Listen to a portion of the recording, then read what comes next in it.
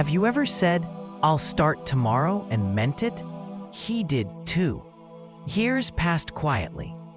This story is about how that lie stole his life and how it stops today. This is the story of a boy named Kishan.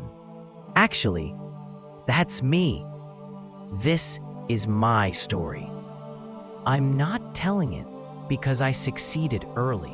I'm telling it because I almost lost years without noticing they were leaving. I wasn't reckless. I wasn't lazy. I wasn't running from responsibility. I was doing something far more dangerous. I was waiting. From the outside, my life looked fine. I had ideas I believed in, dreams I spoke about carefully, plans I kept in my head like valuables. I never said I wouldn't do the work. I just said, not now. I told myself I needed more clarity, more confidence, a better plan. It sounded mature. It sounded responsible. Waiting didn't feel like weakness. It felt like wisdom. Nothing bad happened when I delayed. That's the part no one warns you about. I didn't fail publicly. I didn't embarrass myself. I didn't lose anything immediately. Days passed quietly. Weeks blended together without friction. Life didn't punish me for waiting. It rewarded me with comfort. And comfort convinced me I was safe. I postponed starting, not forever, just until I felt ready. I postponed discipline. I postponed discomfort. I postponed effort. Each delay felt harmless, alone. One day didn't matter, but days don't exist alone. They stack, and stacks become weight. In my mind, I was already becoming someone impressive. I imagined the focused version of myself, the disciplined one, the version who finally had everything under control. Every time I imagined him, I felt productive without doing anything. The vision replaced the action. The idea replaced the effort. Tomorrow became the place where everything finally worked. I didn't notice time disappearing.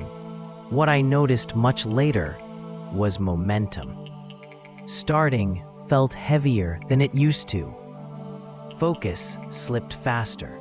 Discipline weakened quietly. I wasn't losing years. I was losing the ability to begin. And that loss is invisible until it's severe. At first, waiting was a choice. Then it became a pattern. Then it became automatic. I stopped asking myself when I'd start. I assumed it would happen naturally. Waiting stopped feeling temporary. It felt like who I was. That's when it became dangerous. People described me kindly. He has potential. He's thinking deeply. He'll do something big. I liked those words. They protected me. No one expects results from potential. No one pressures someone who sounds thoughtful. I hid inside that identity. Potential became my shield. Comfort arrived early in my life. Too early. I rested without exhaustion. Relaxed without effort. Consumed without creating. Comfort isn't evil, but comfort without resistance weakens you slowly, and slow weakness feels normal. Tomorrow removed pressure. It allowed me to delay without guilt, to rest without responsibility, to feel safe without earning it. I told myself, I'm still young. I'm not late. There's time. I didn't realize I was practicing avoidance. Years don't announce themselves. They pass quietly. Birthdays arrive. Seasons change. My ideas stayed exactly the same. That's when something inside me started feeling heavy. Not panic, not fear, regret forming. Life wasn't punishing me. It was reflecting me. Every delay made starting harder. Every wait weakened confidence. Every excuse strengthened comfort. Waiting wasn't neutral. It was shaping who I was becoming. And I didn't like the direction. One day, I saw it clearly. I wasn't behind because I failed. I was behind because I never truly began. Failure would have taught me something. Waiting taught me nothing. That realization didn't feel dramatic.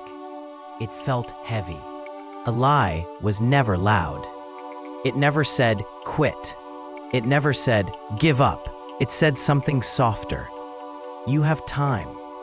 It sounded calm, reasonable, responsible, and that's why I believed it.